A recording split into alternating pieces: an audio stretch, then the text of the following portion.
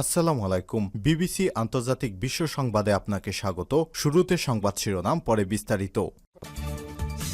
বাংলাদেশের সর্বশেষ গুরুত্বপূর্ণ আপডেট সংবাদে আপনাকে স্বাগত। শুরুতেই সংবাদ শিরোনাম, পরে বিস্তারিত। প্রথমেই জানাবো, জাতিসংঘের অধিবেশনে যোগ দিতে নিউ ইয়র্কে পৌঁছেছেন প্রধান উপদেষ্টা। জাতিসংঘের সাধারণ অধিবেশনে যোগ দিতে অন্তর্বর্তীকালীন সরকারের নেতৃত্বে যুক্তরাষ্ট্রে পৌঁছেছে প্রতিনিধি দল।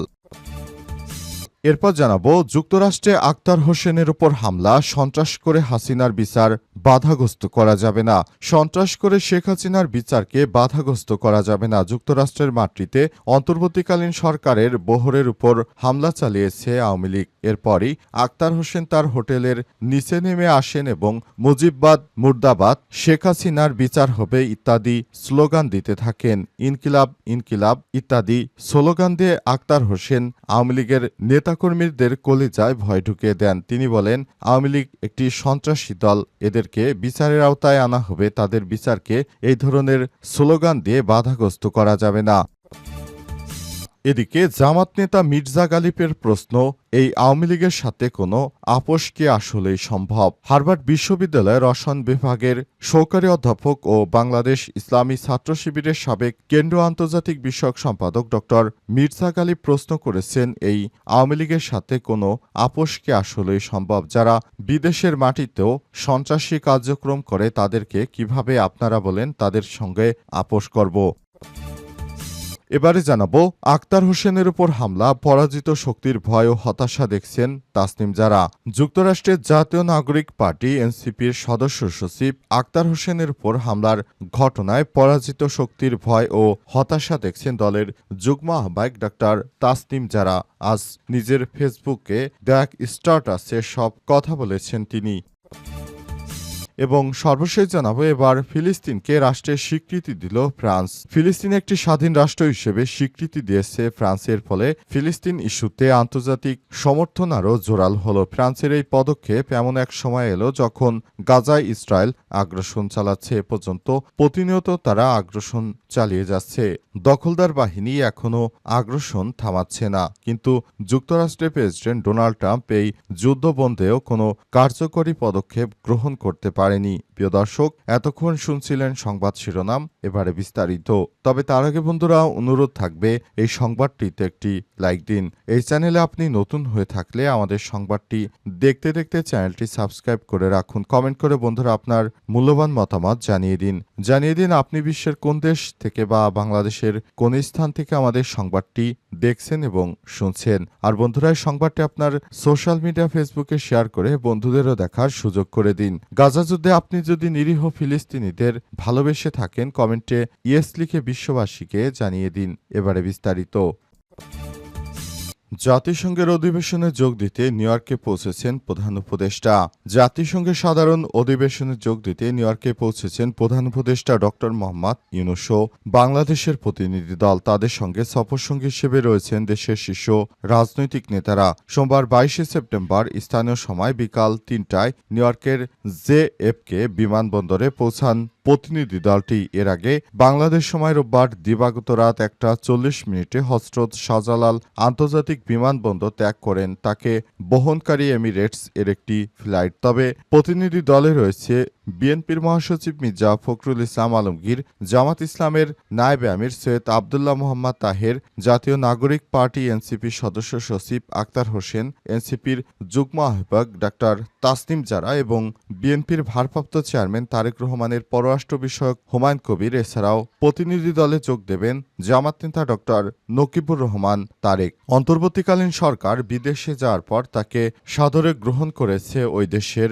জামাত ইসলামের নেতাকর্মীরা। তারা জানিয়েছে, আমরা আপনাকে সহায়তা করতে চাই, কারণ আশপাশের বিভিন্ন জায়গায় দেখা যাচ্ছে এসব আওয়ামী লীগের সন্ত্রাসীরা অবস্থান করছে। তারা অন্তর্বর্তীকালীন সরকারের উপর হামলা করতে চায়। এ কারণে তাকে ব্যানগার্ডের মতো সহায়তা দিয়েছে বাংলাদেশ ইসলামী ছাত্র শিবিরের নেতাকর্মীরা।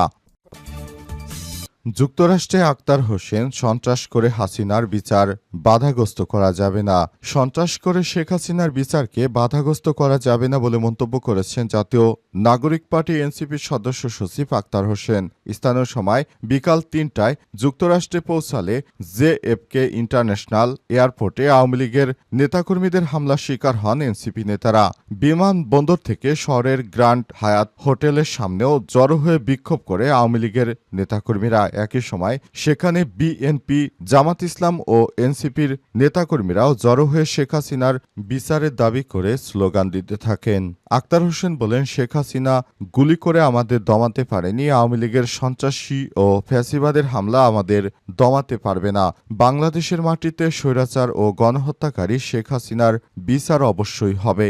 অন্তর্বর্তীকালীন সরকারের প্রধান উপদেষ্টা প্রফেসর ডক্টর মোহাম্মদ ইউনূসের সঙ্গে সফরসঙ্গী হয়েছেন এনসিপির দুইজন নেতা। তাদের উপর হামলা হয়েছে। তাদের বিমানবন্দর থেকে নামার পর আওয়ামী লীগের নেতাকর্মীরা তাদের উপর পচা ডিম নিক্ষেপ করে। এই ঘটনায় পুরো আতঙ্ক বিরাজ করছে ওই এলাকায়। এ সময় থমথমে অবস্থা বিরাজ করছে। সতর্ক অবস্থানে রয়েছে নিউ ইয়র্কের পুলিশ। পুলিশের পক্ষ থেকে জানানো হয়েছে, এই ধরনের ঘটনা যেন ভবিষ্যতে আর না হয় সেজন্য আমরা সব রকমের চেষ্টা চালিয়ে যাচ্ছি। মির্জা গালিবের প্রশ্ন, এই আওয়ামী লীগের সাথে আপোষ কি আসলেই সম্ভব? হার্ভার্ড বিশ্ববিদ্যালয়ের রসায়ন বিভাগের সহকারী অধ্যাপক ও বাংলাদেশ ইসলামী ছাত্র শিবিরের সাবেক কেন্দ্রীয় আন্তর্জাতিক বিষয়ক সম্পাদক ডক্টর মির্জা গালিব প্রশ্ন করে বলেছেন, এই আওয়ামী লীগের সাথে কোনো আপোষ কি আসলেই সম্ভব? সোমবার রাতে জাতীয় নাগরিক পার্টি এনসিপির সদস্য সচিব আক্তার হোসেনের উপর হামলা হয়েছে নিউ ইয়র্কে। তাকে উদ্দেশ্য করে আওয়ামী লীগের সন্ত্রাসী গ্রুপ পচা ডিম নিক্ষেপ করে। অবস্থায় মির্জা গালিব তার ফেসবুকে একটি স্ট্যাটাস দিয়ে জানিয়েছেন, এই আওয়ামী লীগের সঙ্গে কি আদতে সবকিছু ঠিক করা সম্ভব নাকি? কারণ আওয়ামী লীগের নেতাকর্মীরা যেভাবে অন্তর্বর্তীকালীন সরকারের বহরের উপর হামলা চালিয়েছে, তারা যে একটি সন্ত্রাসী দল সেটি এখনও তারা আবারও প্রমাণ করল। জুলাই আন্দোলনের সময় তারা ২,০০০ মানুষকে হত্যা করেছে। এছাড়াও তারা ২০,০০০ মানুষকে আহত ও পঙ্গু করেছে। এ অবস্থায় আওয়ামী লীগকে বিচারের আওতায় না এনে তাদের সঙ্গে আপোষ করা কতটা যৌক্তিক? তিনি আরো বলেন, আমাদের দেশে কিছু রাজনৈতিক দলের নেতাদের দেখা যাচ্ছে তারা কিভাবে সব সন্ত্রাসী দলকে সমর্থন জানায়। আবার তারা বলছেন তারা নাকি ওই সব সন্ত্রাসী গ্রুপের যারা নেতাকর্মী রয়েছে তাদেরকে তাদের দলে যোগ দিতে উৎসাহিত করছেন। তাদেরকে বলতে চাই, আপনারা একবার নিজের বিবেককে প্রশ্ন করুন, কিভাবে অ্যাগ্রেসিভ হলে তারা অন্তর্বর্তীকালীন সরকারের প্রধান উপদেষ্টার নেতৃত্বাধীন দলের উপরে তারা এই ধরনের আতর্কিত হামলা চালাতে পারে বিদেশের মাটিতে। এদেরকে রুখে দিতে হবে। আক্তার হোসেনের উপর হামলা, পরাজিত শক্তির ভয় এবং হতাশা দেখছেন তাসনিম জারা। যুক্তরাষ্ট্রের জাতীয় নাগরিক পার্টি এনসিপির সদস্য সচিব আক্তার হোসেনের উপর হামলার ঘটনায় পরাজিত শক্তিদের ভয় ও হতাশা দেখছেন তাসনিম জারা। মঙ্গলবার নিজের ফেসবুক পেজে এক স্ট্যাটাসে সব কথা বলেন তিনি। তাসনিম জারা লিখেছেন, আজ যুক্তরাষ্ট্রে পৌঁছানোর পর আমাদের দলের সদস্য সচিব আক্তার হোসেনের উপর হামলা হয়েছে। তাকে লক্ষ্য করে ডিম ছোড়া হয়েছে, গালিগালাজ করা হয়েছে। এটি ব্যক্তি আক্তার হোসেনের উপর আক্রমণ নয়, তার রাজনৈতিক পরিচয়ের কারণে তাকে করা হয়েছে। কারণ তিনি প্রতিনিধিত্ব করেন সেই দলকে, যে দল ফ্যাসিবাদের কাঠামো ভেঙে দিতে প্রতিনিয়ত কাজ করছে। তিনি উল্লেখ করে বলেছেন, এই হামলায় স্পষ্ট করে দিয়েছে পরাজিত শক্তির ভয় এবং হতাশা কতটা গভীর। তবে এমন আক্রমণ কোনোভাবে আক্তার হোসেনকে দুর্বল করতে পারবে না, বরং দৃঢ়তা আরও বাড়াবে। এর আগে সোমবার ২২শে সেপ্টেম্বর স্থানীয় সময় বিকাল ৩টায় যুক্তরাষ্ট্রের নিউ ইয়র্কে জন এফ কেনেডি বিমানবন্দরে আওয়ামী লীগের নেতাকর্মীদের হামলার শিকার হন আক্তার হোসেন। তাকে লক্ষ্য করে ডিম নিক্ষেপ করে এবং অশালীন ভাষায় গালিগালাজ করে আওয়ামী লীগের নেতাকর্মীরা। এ অবস্থায় যুক্তরাষ্ট্রে থমথমে অবস্থা বিরাজ করছে।